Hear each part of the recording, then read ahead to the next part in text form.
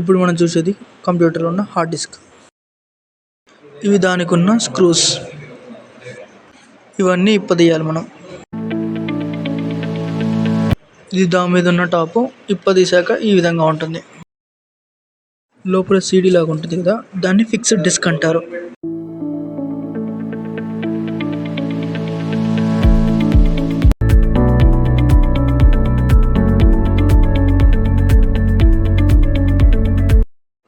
Hard disk వచ్చేసి 3 types of connectors ఉంటాయి.